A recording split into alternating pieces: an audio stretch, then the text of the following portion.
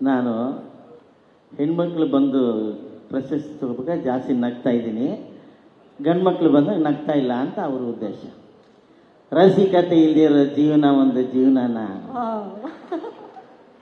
ಕಲೆ ಇರದ ಕಲೆ ಇಲ್ಲ, ಕಲೆಗೆ ಬೆಲೆ ಕೊಡದ ತಲೆ ಇರುವ ತನಕ ಶಿಲೆ ಕಾಣುವುದಲ್ಲದೆ ಕಲೆಯಲ್ಲಿ ಕಾಣುವುದು. ಕಲಾವಿದ ಅಂದ್ರೆ ಅವನಿಗೊಂದು ಚುಕ್ಕಿ ಇರ್ಬೇಕಂತೆ. ಏನು ಚುಕ್ಕಿ ಹೇಳಿ? ಕಪ್ಪು ಚುಕ್ಕಿ.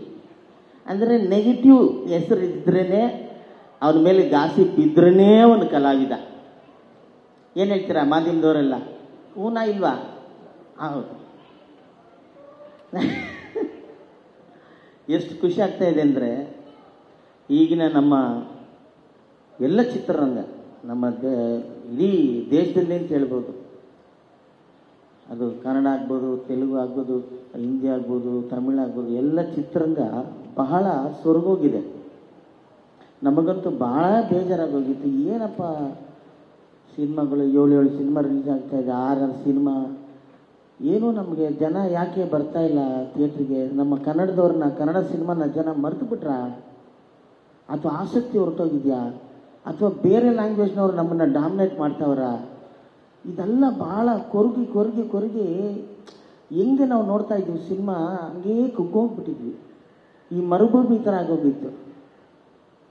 ಆ ಸಂದರ್ಭದಲ್ಲಿ ನೋಡಿ ನಮ್ಮ ಸಿನಿಮಾ ಕೃಷ್ಣಂಪಣಿ ಸಖಿ ಹಿಟ್ ಕೊಟ್ಟಿದ್ದು ಸರ್. ನಿಜವಾಗ್ಲೂ ಮತ್ತೆ ನಮ್ಮ ಕನ್ನಡ ಇಂಡಸ್ಟ್ರಿ ಸಮುದ್ರ ಆಗೋಗ್ಬೇಕು ಸರ್. ಸಮುದ್ರ ಆಗಬೇಕು. ಸಮುದ್ರ ಇದ್ರೇ ಮೀನುಗಳಿರೋಕ್ಕೆ ಸಾಧ್ಯ, ಮರುಭೂಮಿಲಿ ಮೀನೆಲ್ಲಿರೋಕ್ಕೆ ಸಾಧ್ಯ? ನಾವೆಲ್ಲ ಕಲಾವಿದರು ಒಂಥರ ಕಲರ್ಫುಲ್ಲು ಫಿಶ್ ಇದ್ದಂಗೆ. ನಮ್ಗೆ ಈ ಥರ ಸಕ್ಸಸ್ ಕೊಡ್ತಾ ಇದ್ದರೆ ನಮ್ಮ ಕಲಾವಿದರು, ಕಲಾಭಿಮಾನಿಗಳು, ನಮ್ಮ ಕನ್ನಡದ ಅಭಿಮಾನಿಗಳು, ಅವ್ರ ಈ ಥರ ಥಿಯೇಟ್ರಿಗೆ ಬಂದು ಸಿನಿಮಾನ ನೋಡಿ ಆ ಸಕ್ಸಸ್ ಕಂಡ್ರೆ ಮಾತ್ರ ನಾವೆಲ್ಲ ಜೀವಂತವಾಗಿ ನೀರಲ್ಲೋ ಟಬ್ಬಲ್ಲೋ ಎಲ್ಲೋ ಇರ್ತೀವಿ. ಇಲ್ಲಾಂದ್ರೆ ನಾವು ಇಲ್ಲ ಜೀವಂತವಾಗಿರೋಕ್ಕೆ ಸಾಧ್ಯನೇ ಇಲ್ಲ. ಮುಖ್ಯವಾಗಿ ಎಲ್ಲ ನಮ್ಮ ಕನ್ನಡ ಅಭಿಮಾನಿಗಳಿಗೆ, ಕನ್ನಡ ಪ್ರೇಮಿಗಳಿಗೆ ಈ ಸಕ್ಸಸ್ನ ಕೊಟ್ಟಿದ್ದಕ್ಕೆ ಅವ್ರಿಗೆ ನಾನು ನಿಜವಾಗ್ಲೂ ಆಭಾರಿಯಾಗಿದ್ದೀವಿ. ಅವ್ರಿಗೆ ತುಂಬ ದೊಡ್ಡ ನಿಮಗೆಲ್ರಿಗೂ, ಎಲ್ಲ ಥಿಯೇಟ್ರಿಗೆ ಬಂದು ನೋಡಿರೋ ಎಲ್ಲ ಜನರಿಗೆ ನಮಗೆ ಥ್ಯಾಂಕ್ಸ್ ಹೇಳೋಕ್ಕೆ ಇಷ್ಟಪಡ್ತೀನಿ. ಮೊದಲು ಅವರಿಗೆ. ಎರಡನೇದು, ಈ ಥಿಯೇಟ್ರಲ್ಲಿ ಮಾಡಿರೋದು ತುಂಬ ಇಂಪಾರ್ಟೆಂಟ್.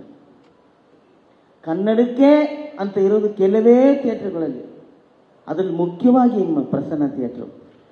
ಇಲ್ಲಿ ಕನ್ನಡ ಜನ ಬಂದೇ ಬರ್ತಾರೆ, ಸಕ್ಸಸ್ ಆಗೇ ಆಗುತ್ತೆ ಸರ್.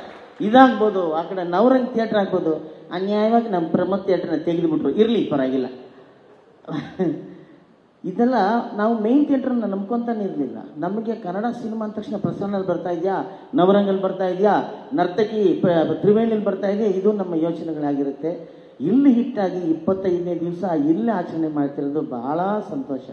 ನಮ್ಮ ಎಲ್ಲ ಟೆಕ್ನಿಷಿಯನ್ಸ್ ಅಂತ ಹೇಳ್ಬಿಟ್ಟೆ, ನಿರ್ಮಾಪಕರಿಗೆ, ನಮ್ಮ ಲವಬಲ್ ನಿರ್ದೇಶಕರಿಗೆ, ಅವರು ಎಷ್ಟು ಸಾಫ್ಟ್ ಇದ್ದಾರೋ ಅಷ್ಟೇ ಸಾಫ್ಟಾಗಿ, ಅಷ್ಟೇ ಒಂದು ದಿವಸನವರು ಜೋರಾಗಿ ಮಾತಾಡೋದು ನಾನು ನೋಡೇ ಇಲ್ಲ ಸರ್.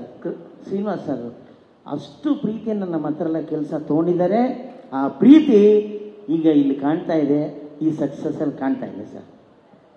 ನಿರ್ಮಾಪಕರಾಗಲಿ, ನಾಗೇಂದ್ರ ಪ್ರಸಾದ್, ಎಲ್ಲ ಟೆಕ್ನಿಷಿಯನ್ಸ್ ಅಂತ ಹೇಳಿದ್ದೀನಿ. ದಯವಿಟ್ಟು ಟೆಕ್ನಿಷಿಯನ್ಸಲ್ಲಿ ನಮ್ಮ ಕಲಾವಿದರು ಸೇರ್ಕೊಳ್ತಾರೆ, ಸಿಂಗರ್ಸ್ ಸೇರ್ಕೊಳ್ತಾರೆ, ಎಲ್ಲ ಅದ್ಭುತವಾಗಿ ಆಡಿದ್ದೀರಾ. ಇಲ್ಲಿಂದ ನಾನು ಅರ್ಜುನ್ ಜನ್ಯಗೆ ನಿಜವಾಗ್ಲೂ ಥ್ಯಾಂಕ್ಸ್ ಹೇಳಕ್ಕೆ ಇಷ್ಟಪಡ್ತೀನಿ. ಯಾಕೆಂದರೆ ಆಲ್ ಸಾಂಗ್ಸ್ ಆರ್ ಹಿಟ್. ಬೇಕಿದು, ನಮಗೆ ಆ ಚಾಲೆಂಜ್ ಬೇಕೇ ಬೇಕು. ನಮ್ಮ ಮ್ಯೂಸಿಕ್ ಡೈರೆಕ್ಟರ್ಸು ಈ ಥರ ಹಿಟ್ ಕೊಟ್ಟರೆ ನಮಗೂ ಒಂಥರ ಗುರುಪು. ಎಲ್ಲವೂ ತುಂಬ ಚೆನ್ನಾಗಿ ಬಂದಿದೆ. ಜೊತೆಗೆ ನಂಗೆ ತುಂಬ ಇಷ್ಟ ಆಗಿದ್ದು ಸರ್,